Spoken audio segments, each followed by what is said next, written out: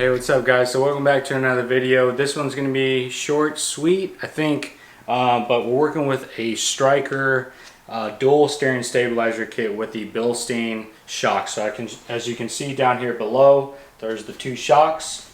There's the hardware that it comes with, all black, powder coated. Looks like a pretty good kit, but didn't come with any instructions. So I reached out to Stryker. They sent me the instructions that I needed to install on the 2019 F250. For those that are new to my channel, 2019 F250 with a 6.7 power stroke. If you're new, please consider subscribing and liking this video. But let's get straight into this install, going off of the email that I received from Stryker. So looking forward to it because this truck is lifted 4 inches on 37s. The bump steer is pretty up there. But it's expected with a big truck with 37s with no steering stabilizer. Alright guys, so here's the first humongous piece that you're going to get in the kit. This thing is huge, weighs about, I don't know, 10 pounds.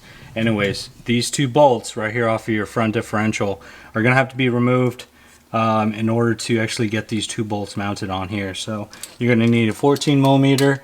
You're going to go ahead take both of these bolts 1 and 2 off. Don't worry about it leaking because obviously this gasket's been in place. It's going to take more than 2 bolts to actually get this to actually leak. And then we're going to use 4 bolts to actually mount this to the axle. So.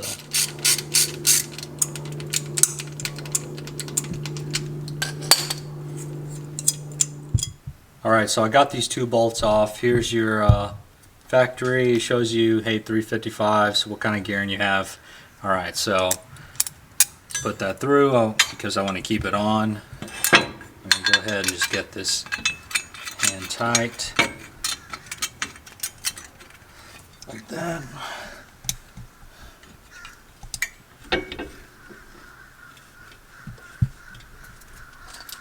Alright, there you go. So that's hand tight. I'm going to go ahead and torque that in a little bit. I want to get these 2 bolts in here and make sure this plate's actually seated nice up on the axle. Alright, so here's the back mounting plate for the actual main piece. You have all this hardware. There's one set of longer piece, 2 of the longer, the most longest really. It's hard to describe all these. 1, 2, 3, 4, 5, 6, 7, 8 small ones, 4 of a middle size. So I assume they're going to be these. Alright, so these 4, because there's only 4 bolts to this thing. And there's 4 of this like item. So let's go ahead and take these back underneath the truck. So here's 1 bolt. Go ahead and remove the nut. Remove 1 washer because this is going to go towards the front. Let's get that in place right there.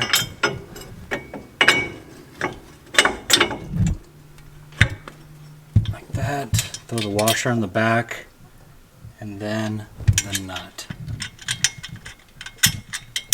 You're going to go ahead and do that for all 4 bolts. Alright, so I got all 4 bolts in. Here's the 2. What I want to do is torque these down. So that's exactly what I'm going to do. Tighten these 2 up first and then move to these 4 bolts and tighten it out of them. Alright, so for these 4 bolts, when you're tightening them down, you can use a 5/8 or a 16 millimeter. Alright, so here's the next step. These are going to be the ends of these shocks. So you get 2 of these. As you can see, there's one over there, passenger side, and a dog ear. Here's dog ear and 4 bolts for each side. So this is the driver's side. So this one's going to go underneath, and then this one's going to come up on top, sandwich the bar going across. So let's go ahead and do that. I'll show you from underneath the truck. Here, this goes right on bottom, just to the right of all this mess. And let's go ahead and start with 1 bolt. Washer on top, washer on bottom.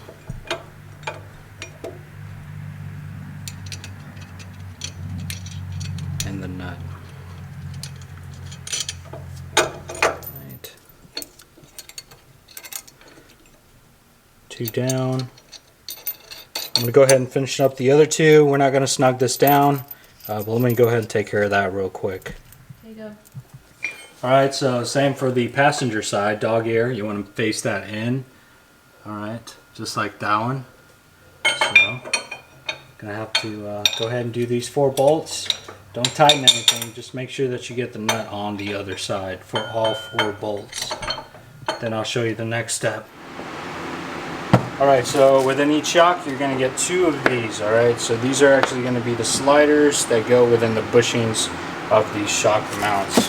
Alright, so what I like to do is actually coat each one of them.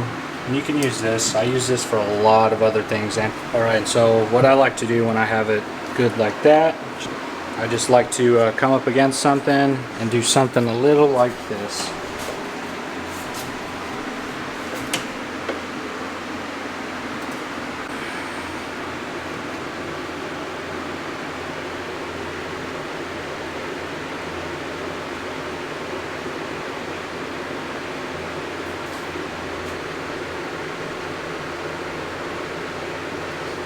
Alright, so that's all it is. Plenty of other ways you can do this, but pretty simple. You're going to go ahead and do this on all four eyelets of the shocks. Alright, so next step, you're going to want your Stryker plate, your 2 shocks. Alright, and here's the small end, or the coming out of the piston of the shock. Those are going to be facing outside. You're going to take one and use your second tallest bolt. Washer on top. Bolt going through. Alright, so let's go ahead and sneak this in. Rest it on top of that other plate we installed. Get this in there.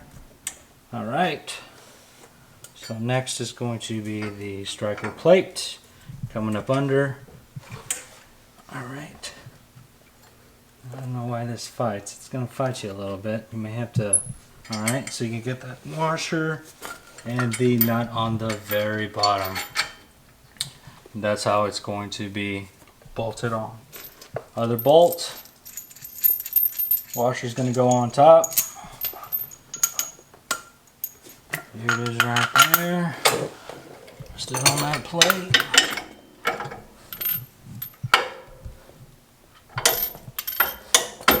Drop. Right there. Washer. Nut. Alright, so we're going to tighten up these 2 upper bolts, 19 millimeters, and 19 on the bottom as well. So you're just going to go ahead, tighten it up pretty tight. Go ahead and do this for both, and then we'll move on to the next step.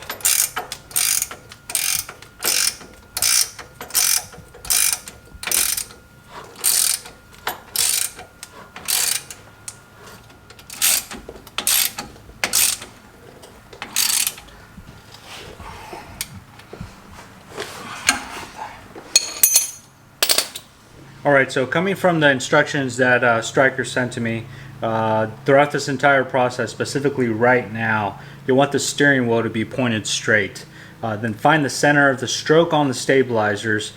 This specific measurement varies depending on the cylinders that you choose. Right here I have the Bilsteins. You can get the, the Snipers, some come with Foxes. But simply measure the eye-to-eye measurement of your cylinder all the way extended. Then measure it all the way collapsed. Whatever the difference is your travel. If you have, say, 10 inches worth of travel, then you'll want to set the end brackets right here, these 2, one on each side, where the cylinder would have 5 inches of travel. Alright, so you're cutting in half the total amount of travel based off of which shock that you purchased. This way you have full turn left and right, and it has the same amount of motion in either direction. So we're going to go ahead and cut the straps that are on the shock and figure out how much travel these shocks actually have.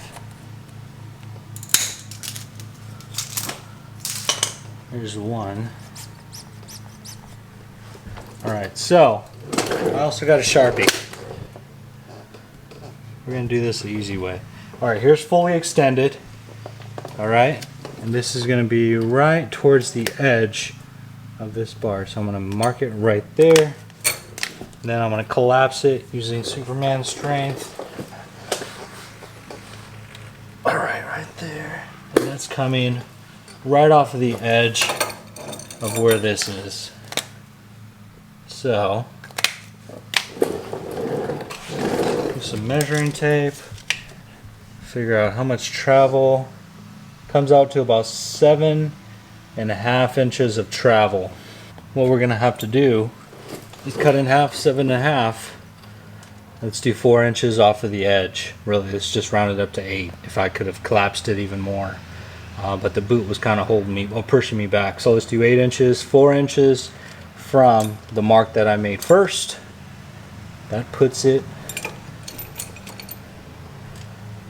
4 inches right there, right in the center. There it is. All right. So this is where I'm going to mount it. This is going to go right there. I'm going to make a line so that I could tighten that up. So I'm going to do the same thing on the passenger side. That was pretty simple. To ensure that you have the correct amount of travel in play as you turn from left to right. All right, so next step, you're going to use the longest bolts. There's 2 of them. All right, washer up on top. This is gonna go towards the end of the eyelid. Put this little spacer on the bottom, and then you're gonna have to pull this in and try and get it in that same, like that. What you're gonna do is get the washer and then the nut. Tighten that down. And then you'll be good on one side, then you're gonna have to do the other side. So alright guys, so I have everything locked down. It could use one more tightening down for every bolt, but it's still pretty tight. And honestly, I'm probably gonna wait at least a few hundred miles just to let everything settle in and then retighten down, just like any other thing that you install on your truck. Always re-torque down after about 500 miles. So what I'm actually going to do is turn on the truck, turn left, turn right to see the movement of each steering stabilizer and make sure that nothing's really shifting that much. I want to see the angles, and then that'll be about it. So let's go ahead and check this out.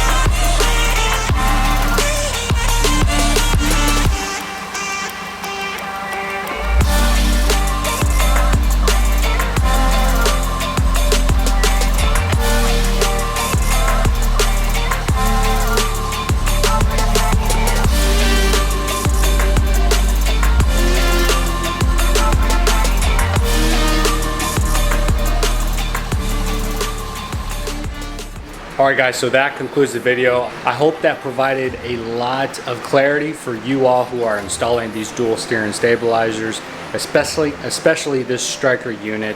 Quality Bilstein shocks.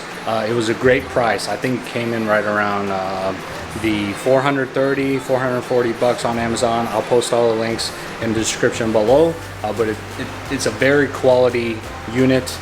Install, as you can see, went smooth. I had to work through some things, but I'm mechanically savvy, so it made everything a little more easier, not having any instructions other than the instructions that were sent to me directly by Stryker. I'm not sponsored by Stryker, but I figured I'd give them a shot because there's not a lot, if anything, on YouTube about installing Stryker dual steering stabilizers on our death wobble prone trucks. So hit the like button if you appreciate this video. If you're not a subscriber, please consider subscribing. But until next time, see ya.